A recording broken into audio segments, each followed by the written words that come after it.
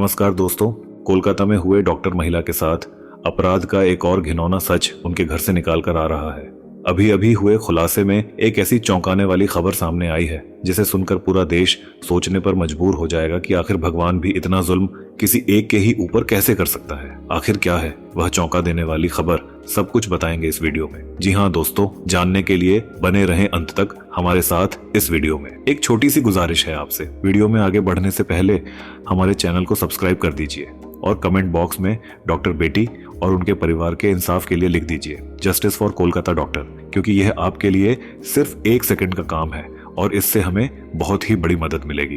तो चलिए दोस्तों, शुरू करते हैं पूरी खबर को विस्तार से। दोस्तों, एक बाप और उसकी आत्मा दोनों उसी दिन मर जाते हैं, या ये कह लीजिए कि जिंदा लाश बनकर रह जाते हैं जिस दिन उसकी बेटी के साथ ऐसा घिनौना और इतना घटिया किस्म का अपराध होता है। वह बाप अंदर से इस कदर टूट जाता है कि ये सिर्फ एक बाप और उसका दिल ही समझ सकता है। दोस्तों, ऐसे घिनौने काम को अंजाम देने वाले दरिंदों को बिना पानी के तड़पा तड़पा कर मार देना या बीच चौराहे पर जिंदा जला देना ही उचित है, ताकि फिर से दोबारा किसी में इस कदर साहस न आए कि वह ऐसी घटना को अंजाम दे सके। दोस्तों, आपकी क्या राय है, हमें कमेंट सेक्शन में बताएं। चलिए अब आगे बढ़ते हैं खबर की ओर। दोस्तों, अभी अभी जो खबर निकल कर आई है डॉक्टर बेटी के केस में, उसमें एक डायरी मिली है जो डॉक्टर बेटी की है। इस डायरी में एक ऐसा ठोस सबूत मिल गया है जिसने सबको चौंका दिया। इसके अलावा संजय राय तो एक मोहरा था ही और उसे पैसे भी दिए गए थे। कितने पैसे मिले थे ये भी बताएंगे। इधर संदीप घोष के घर में पुलिस और सीबीआई को क्या मिल गया जिससे पूरा केस ही सॉल्व हो गया। हिल जाएंगे आप पूरी खबर को सुनकर, बस पूरी वीडियो को अंत तक देखें। जो गवाह और सबूत मिले हैं, बस ये मान लीजिए कि इन दरिंदों को फांसी की सजा होने ही वाली है। दोस्तों, डॉक्टर बेटी की जो डायरी मिली है उसमें ऐसे ऐसे राज सीबीआई के हाथ लगे हैं जिसमें कॉलेज में हो रहे काले धंधे और प्रिंसिपल के काले करतूतों की सारी सच्चाई लिखी हुई है, जिसे देखने के बाद सीबीआई की आंखें भी फटी की फटी रह गईं। इधर संदीप घोष के घर में तहखाने में जो मिला उसे देखकर सीबीआई भी चौंक उठी और इससे साफ साफ ये साबित हो गया कि इसमें संदीप घोष का सबसे बड़ा हाथ है। आखिर सीबीआई को इस जानकारी के बारे में पता कैसे नहीं चला? 24 दिनों से लगातार जांच के दौरान सीबीआई की आंखों से आखिर यह सबसे चौंकाने वाला काम कैसे छूट गया? साथ ही साथ यह भी बता दें कि जैसे ही सीबीआई को इसके बारे में जानकारी मिली तो सीबीआई ने दिल्ली से अतिरिक्त टीम को बुलाया और इसकी जांच की। इसके बाद जो असली कातिल है उसका चेहरा निकलकर सामने आ ही गया। दरअसल संजय राय को 4 करोड़ 8 लाख रुपए में खरीदकर उसे इस केस का आरोप अपने सिर लेने के लिए जिस आदमी ने बोला था, उस आदमी का भी पता चल गया और यह घिनौना काम करने वाला इंसान अब सीबीआई के फंदे में फंस चुका है। दोस्तों, बता दें कि सीबीआई के हाथ 7 बड़े सुराग लगे हैं और इन 7 सुराग के बारे में जानकारी किसी चश्मदीद गवाह ने दी थी। चश्मदीद गवाह ने बताया कि आप डॉक्टर बिटिया का मोबाइल चेक करो।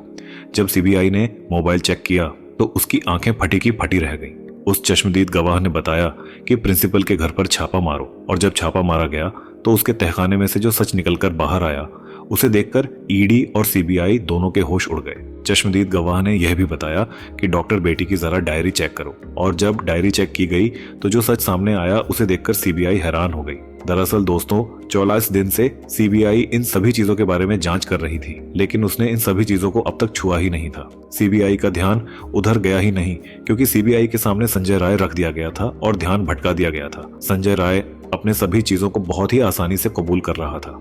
इसकी वजह से सीबीआई को लगा कि संजय राय और प्रिंसिपल संदीप घोष ही आरोपी हैं और उन पर ही मामला क्लोज हो जाएगा। लेकिन जब चश्मदीद गवाह ने इस केस में एंट्री मारकर सीबीआई को जानकारी दी तो सीबीआई ने तुरंत दिल्ली से अतिरिक्त टीम को बुलाया और एक नई टीम तैयार कर एक नई योजना के साथ इस केस की जांच शुरू कर दी, ताकि इन आरोपियों को जल्द से जल्द सजा मिल सके। दोस्तों, आगे वीडियो में आपको बताएंगे कि आखिर वह कौन सी जानकारी, कौन से सबूत सीबीआई को मिले हैं। डॉक्टर बेटी के फोन में जो वीडियो मिला जिसमें वह बहुत ही बुरे तरीके से रोती नजर आ रही है, आखिर वह वीडियो बनाया किसने, डॉक्टर बेटी के मोबाइल से किसने मैसेज किया, और यह भी जानेंगे कि डॉक्टर बेटी जब प्रिंसिपल के काले करतूतों को जान गई थी तो प्रिंसिपल ने उसे क्यों मरवा दिया।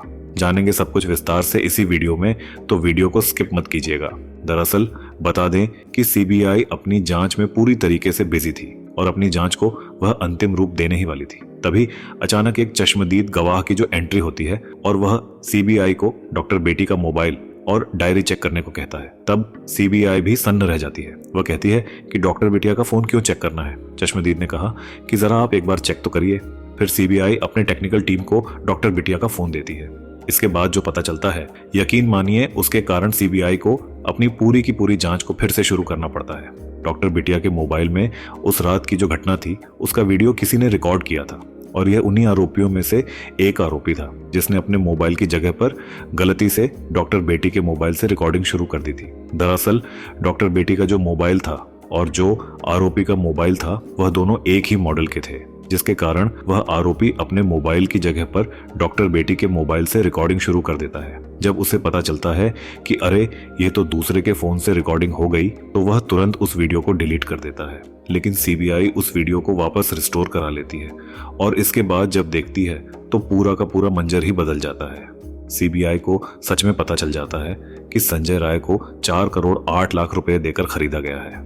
एक थ्योरी के अनुसार बहुत पहले दावा किया जा रहा था कि संजय राय को फंसाया जा रहा है। संजय राय आरोपी तो है, लेकिन यह मुख्य आरोपी नहीं है। उसने डॉक्टर बेटी के साथ घिनौना काम किया तो था, लेकिन उसके साथ और भी लोग थे। लेकिन सीबीआई को इसके खिलाफ कोई सबूत नहीं मिलता है, इसीलिए सीबीआई को ऐसा लगता था कि आरोपी संजय और संदीप घोष ही हैं।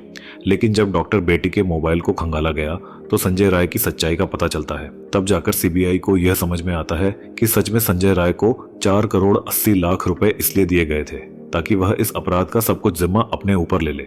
इसलिए जब संजय राय को पहली बार पुलिस ने पकड़ा था तो संजय राय कह रहा था कि हाँ, मैंने ही अपराध किया है, मुझे सजा दे दो और मुझे इस अपराध का कोई पछतावा नहीं है और मामला खत्म करो। तब भी पुलिस ने सोचा था कि आखिर संजय राय ने एक ही बार में अपराध को कबूल कैसे कर लिया।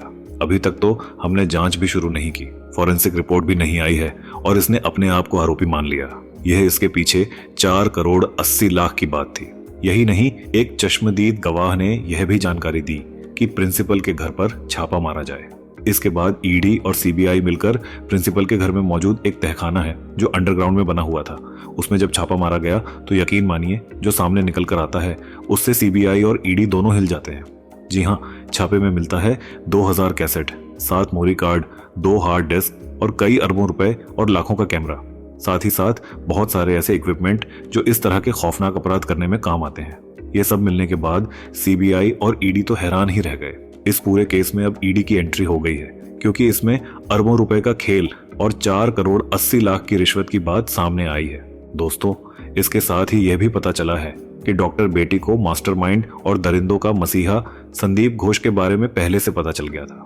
डॉक्टर बेटी को करीब 25 दिन पहले यह पता चल चुका था कि प्रिंसिपल संदीप घोष इस हॉस्पिटल में जो ब्लू फिल्म की शूटिंग करता है वह कहां पर होती है। उसके बाद डॉक्टर बेटी ने उसके खिलाफ सबूत भी इकट्ठा कर लिए थे और राष्ट्रपति को सौंपने ही वाली थी कि उससे पहले ही उसके साथ इन दरिंदों ने गंदा काम कर उसे मार दिया। आज डॉक्टर बेटी जिंदा होती तो शायद हम कुछ और सुन रहे होते, लेकिन दुर्भाग्य है कि उन्हीं का केस आज पूरी दुनिया में हर जगह वायरल हो रहा है, हर एक इंसान के कानों तक पहुंच चुका है और हर कोई बस यही चाहता है कि जल्द से जल्द इन दरिंदों को सूली पर लटकाया जाए।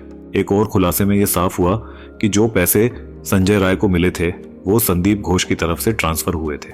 सीबीआई के द्वारा यह कहा गया कि जब हमने प्रिंसिपल के घर पर छापा मारा तो हमें 2 सीडी कैसेट मिले थे और उन दोनों कैसेट में गंदी फिल्में मिली जो अस्पताल में शूट की गई थी और कुछ मेमोरी कार्ड और हार्ड डिस्क भी मिली जिनमें फिल्म के रॉ फुटेज थे।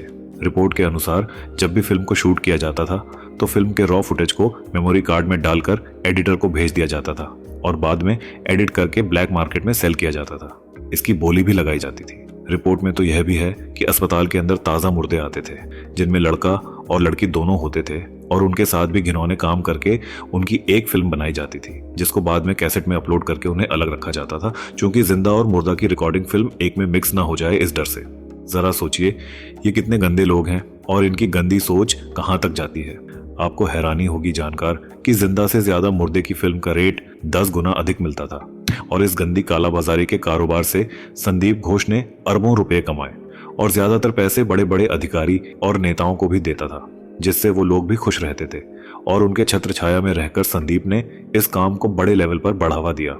पिछले कई दशकों से मेडिकल कॉलेज के अंदर चल रहे इस घिनौने राज का अब पर्दाफाश हो चुका है और कई ठोस सबूत भी मिल चुके हैं, चाहे वो संदीप घोष के घर में छापेमारी के बाद की रिपोर्ट हो या डॉक्टर बेटी के मोबाइल से जुड़े उन राज की बात हो।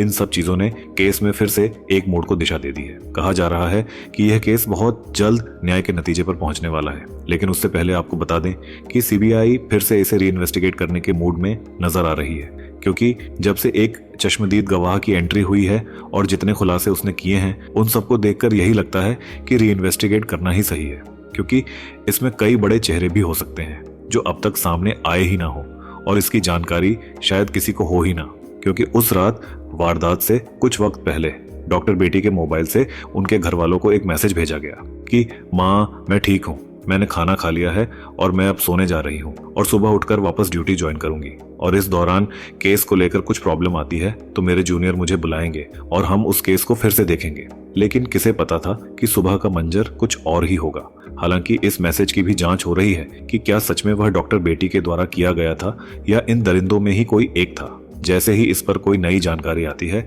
हम आपके साथ जरूर शेयर करेंगे। तब तक के लिए इस केस पर हमारी नजरें टिकी रहेंगी। आज की वीडियो में बस यहीं तक। दोस्तों, हमारी यह कोशिश आपको पसंद आई हो तो वीडियो को दूर दूर तक शेयर करें और चैनल को सब्सक्राइब करके हमें और हमारी छोटी सी कोशिश को सपोर्ट करें। धन्यवाद। जय श्री राम।